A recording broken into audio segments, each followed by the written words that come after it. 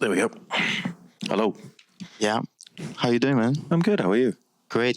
It's quite something to speak in front of this packed audience, but pretty good. It's pretty I'm good. sure we will manage the questions. We'll have to keep them limited, of course, but Yeah. hopefully we can answer all of them. The topic of this panel is about token utility.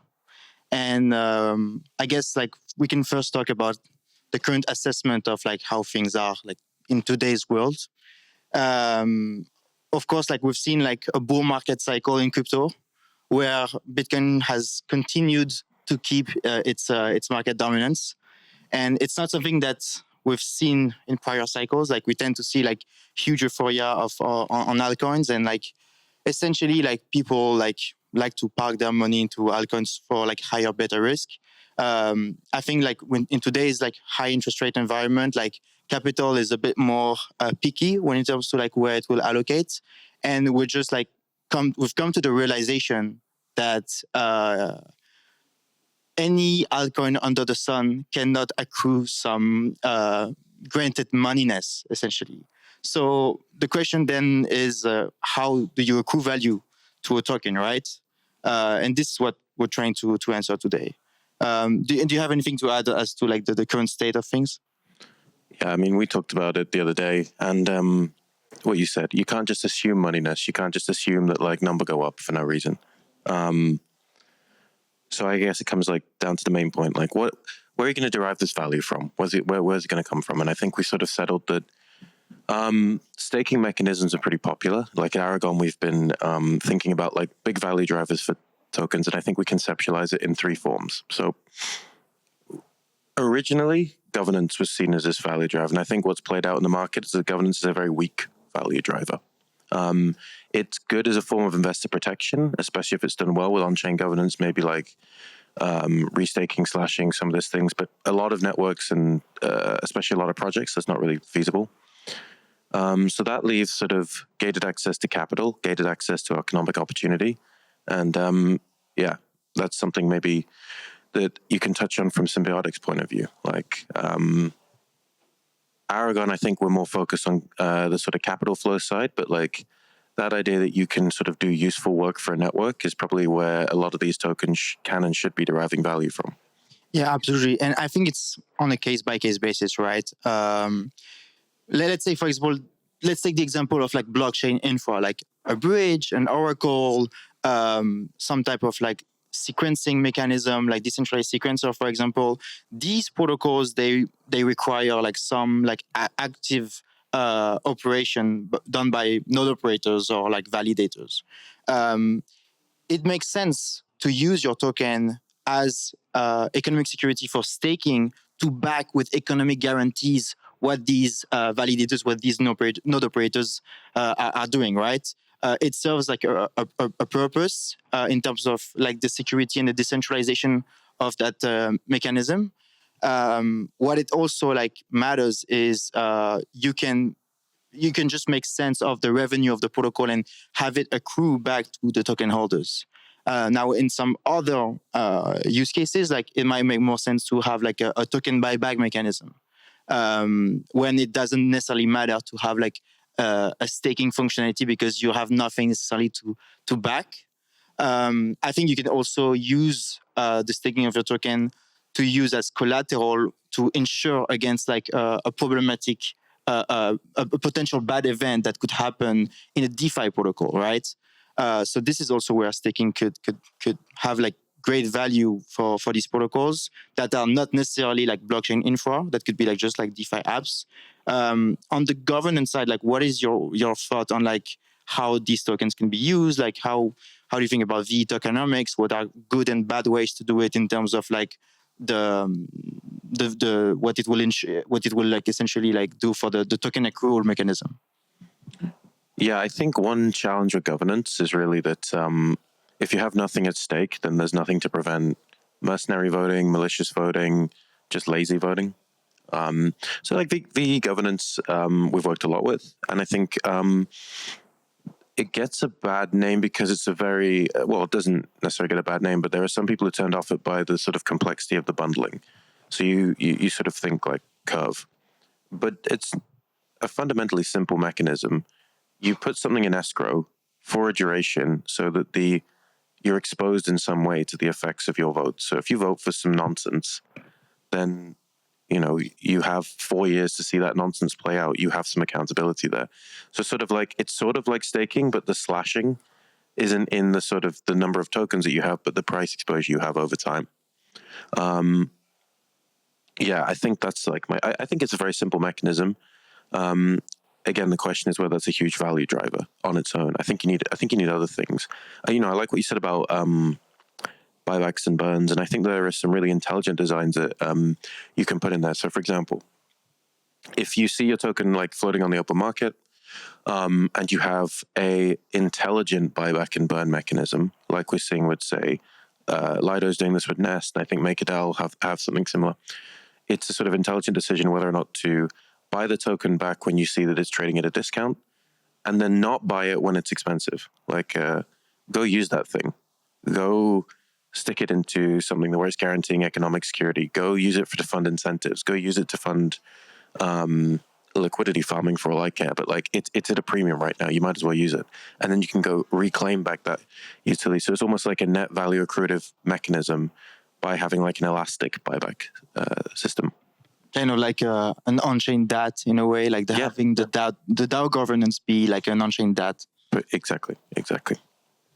No, I think that's definitely interesting. Going back to like the governance part, like I do feel like you could, if I go back as examples, two examples that has happened in the crypto ecosystem, like I remember like for example, like some big wallets that had like for a couple days like huge revenues through like Lido, like minting and burning, and because they were not owning enough LDO tokens, they like there was a governance vote and they lost all of the revenue from that because the governance decision was to like completely erase like these revenue sharing agreements. And I think like most people are learning the lesson that like when there is like something that's like a high stake, when there's like something that's had a high stake, if the governance vote really matters, then it makes sense for people to buy that token to kind of protect that future revenue. One thing that's extremely important in terms of governance is that if you're going to have a governance mechanism, you better stick by it. There's been some occurrences of like governance votes that have been essentially like that were like overwritten by the DAO. It's like, oh yeah, we're doing a governance vote on this, and the DAO has voted X, but we kind of decided Y, so it's going to be Y. So that doesn't make sense because like the second you do that, like the governance part of your token has no value to it, and so this is something that you should be really wary of. Like, so if you're going to have like some V-tokenomic model, you really should like stick to the importance of and the power of the governance vote.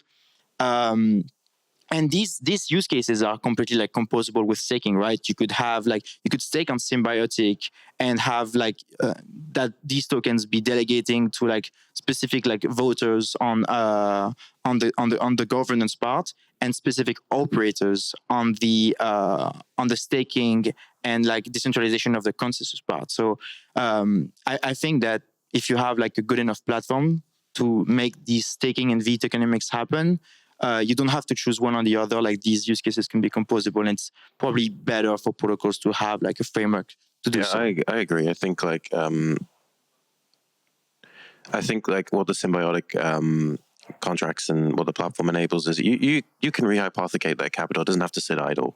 So like the escrow, as an example, places votes into escrow. Any sort of on-chain staking system places sort of a ton of this like idle capital, put it to work. Like put it into resolvers, put it into like Symbiotic, do what you want with it, like secure the network.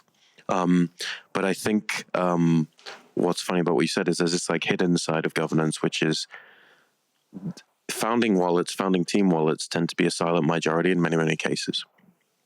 And then what's really interesting is you look at examples where that's not the case, and everyone always kicks up a fuss. So Olympus attracted too much of Berachain, so Berachain changed the network. I think it was Humpy who bought up all the balancer tokens and then all the VBAL tokens, and then has kind of like done a governance attack on Aura. Like there are people who are complaining about Convex having a disproportionate sort of say in curve. It's like these are the mechanisms, like you said. These are sort of some of the few examples where we don't see like a silent supermajority. So even when you have on-chain voting, it's really interesting to see when people are actually forced to abide by the decisions that they abide on-chain. Oftentimes, it's not particularly well received. And that's a super fair point. And yeah, maybe you need to be like cautious as to like what type of what type of governance system you implement, especially in the early phase of a protocol. Like if you have like a token generation event and your token is pretty low, but you have like a silent like smart money that knows like the value of your protocol long term, they might like just try to get a hold of all of your tokens and essentially like own your protocol long term, and it could be. And it could be bad. And I guess like that goes into like a different discussion as to like when protocols should TGE, what types of practices they should do when they TGE. And personally, it's above my pay grade, but I don't know if you have any opinions there. On what a protocol should do at TGE, post TGE? Yeah, especially regarding like the token and the power it might have over like governance and the long-term future of the protocol. I think you should make it flexible. I would say a very popular model is like an optimistic or veto-based model. So you can give like significant power over like some basic ownership of certain contracts, capital flows, that sort of thing. And that can be done in a way that maybe assumes that the core team knows what they're doing. But then if the token holders say, hey, this isn't fair, you're deplatforming me, you're removing my revenue sharing agreements, then if they are a large enough majority, they can go and like block it. There's some interesting stuff with like dual governance. So Lido have a cool dual governance mechanism. I think I think in general, just lean towards minimizing governance overhead. That would be something I would think about. Again, assume the court. You don't want to be in this position where you're going around like lobbying people to get sort of basic shit passed. Yeah, I'm curious to know, like, from Aragon's point of view, like, what are like the good practices that have been done in the past 6 months and the bad practices in terms of tokenomics after TGE. What is like a success story that like you have seen you have seen be like extremely fruitful in the market, like when it comes to like how a foundation manages the power on its token? That's a really good question. It's easier to point to mismanaged examples where, for example, aggressive incentive campaigns have been run, but there's not been an extensive follow-up. So I think if we look at success stories, you'd be pointing to the Aves, potentially the makers. You'd be looking at potentially Arbitrum, Aerodrome. It's a much smaller set of projects that sustain sort of a good token price at this point. I mean, there's some examples. I don't know if you have a strong opinion of this. I really don't know where to put Athena, for example, because on the one hand, it's done some all over the place, but as a project point of view, they've really done well, even if the token seems like a little bit of an afterthought. It seems to me that like the best projects haven't forgotten their token holders. So maybe like, again, as another example, I think Uniswap is now having to play a bit of catch up here. I saw Scroller having to sort of wind things back because of some earlier decisions. Like, I get it. It's tough and people are running these experiments, but yeah. I mean, yeah. How much do you think legal plays a role in all of that? Because like I'm sure that like when Aiden Adams had the idea for Uniswap and when they unveiled the Uni token, of course there would be like a governance side to it, but like what the recent governance proposal that they just released, which would be that like the DAO, like the DAO funds could be like redistributed to the Uni holders. That could be like security like, and of course like we've seen a lot of changes in the current like administration in the US, and maybe probably this is what like makes things possible today. Like, do you think people will like get like more like open about like this type of models and essentially like like free the token and enable like the revenue of the protocol to accrue to its holders? I had a really good discussion this yesterday, and that was you don't need to be afraid of regulation. You need to be afraid of whether or not there is going to be enforcement. So a very, very simple way to do this is if you are decentralized, it doesn't matter what your class does. You could be the most secure of securities. And if you're a decentralized or immutable set of contracts, it's completely irrelevant. 100% legal is a reason people making decisions they are. Like if you're backed by Andreessen, if you're backed by Paradigm, there are those people who cannot do things that maybe a more anonymous person can. So yeah, I agree. But the simple solution is like, there is nothing anyone can do to you if you are properly decentralized or if you've handed over ownership fully. I think it's a perfect word to end this. Decentralization is what matters. 100%. Perfect. Cool. Thank you. Thank you.